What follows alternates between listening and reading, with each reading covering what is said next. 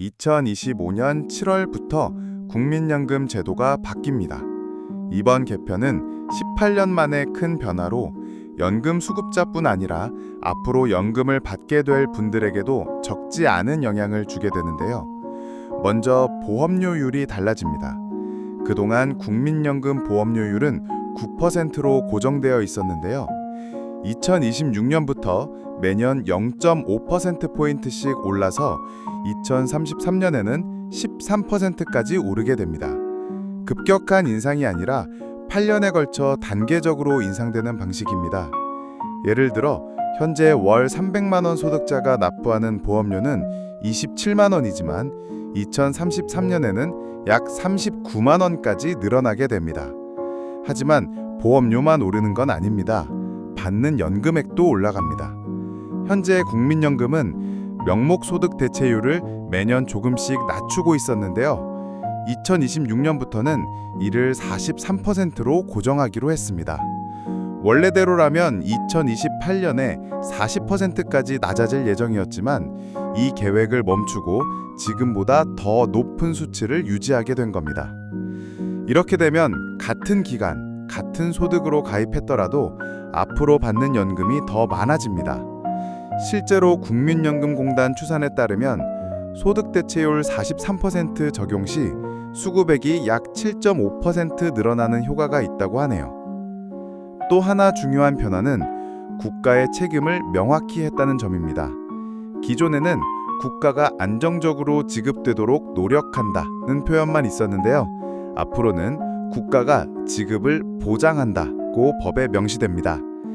연금 재정 고갈에 대한 불안이 많았던 만큼 이 조항은 국민들에게 신뢰를 줄 수 있는 부분입니다. 출산이나 군 복무로 인한 공백을 보완하는 제도도 바뀝니다. 지금까지는 둘째 자녀부터 출산 크레딧이 적용됐는데요. 2026년부터는 첫째 아이를 낳아도 12개월의 가입 기간을 추가로 인정받게 됩니다. 또 지금까지는 자녀 수에 관계없이 최대 50개월까지만 인정했지만 이 제한도 사라집니다. 첫째든 셋째든 한 명당 1년씩 더해주는 방식으로 바뀌는 거죠. 군 복무 크레딧도 개선됩니다. 지금은 병역을 마친 남성에게 6개월의 가입 기간을 인정해주고 있는데요. 앞으로는 복무 기간에 따라 최대 12개월까지 인정받을 수 있습니다. 물론 6개월 미만 복무한 경우는 크레딧 대상이 아닙니다. 이러한 출산 군 복무 크레딧 확대는 연금 사각지대를 줄이고 경력 단절이 있었던 분들에게 실질적인 도움이 될 것으로 보입니다. 보험료 인상으로 부담이 늘어날 수밖에 없는 저소득층에 대한 배려도 포함됐습니다. 지금은 납부를 중단했다가 재개한 지역 가입자에게만 최대 12개월간 보험료를 반액 지원했지만 앞으로는 저소득 지역 가입자라면 누구든 조건을 만족하면 지원받을 수 있게 됩니다. 구체적인 소득 기준은 추후 시행령에서 정해질 예정입니다. 건설 현장에서 일하는 일용 근로자들의 연금 가입 조건도 달라집니다. 지금은 각 현장에서 따로 일한 일수가 8일 이상 되어야 사업정 가입자가 될 수 있었는데요. 앞으로는 한 건설 회사에 소속되어 있으면 여러 현장을 합쳐서 총 8일 이상이라면 가입 대상이 됩니다.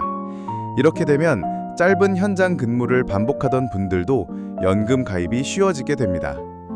2025년 1월부터는 연금액 자체도 조금 인상됐습니다. 물가 상승률에 따라 2.3% 올랐고 이는 모든 수급자에게 일괄 적용됩니다. 예를 들어 작년에 매달 100만 원을 받던 분은 올해부터 약 102만 3천 원 정도를 받게 되는 거죠. 또 기준소득 월액도 바뀌었습니다.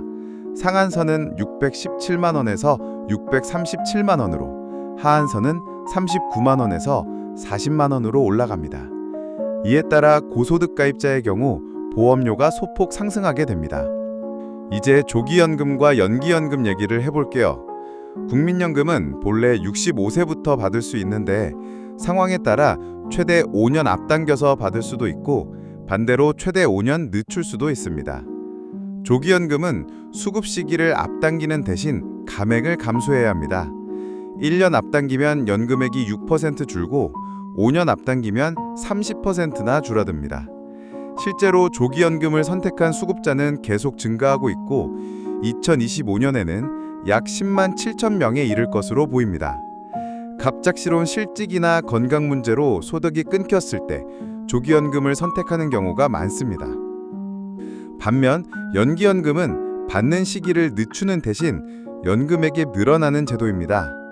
1년 늦출 때마다 연금액이 7.2%씩 올라가고 최대 5년 연기하면 36%까지 증가합니다.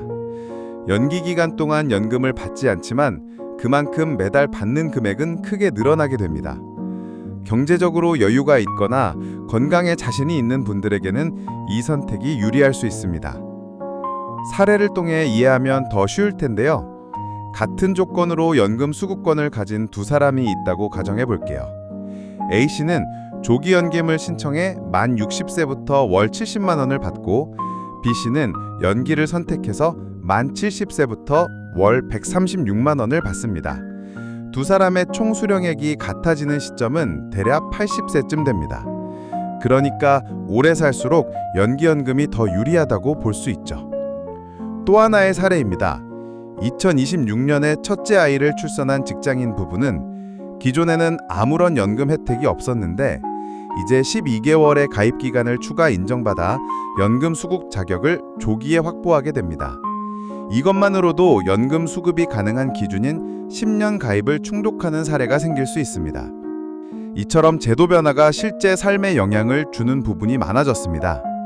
정리하자면 2025년부터 국민연금은 보험료는 오르지만 받는 금액도 늘어나고 국가는 지급을 보장하며 사각지대에 있던 다양한 계층을 포괄하는 방향으로 개선되고 있습니다.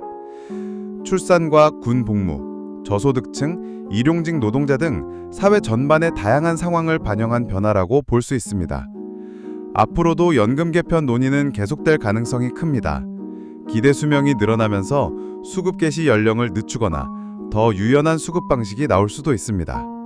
이번 변화가 시작점이 될 수 있는 셈이죠.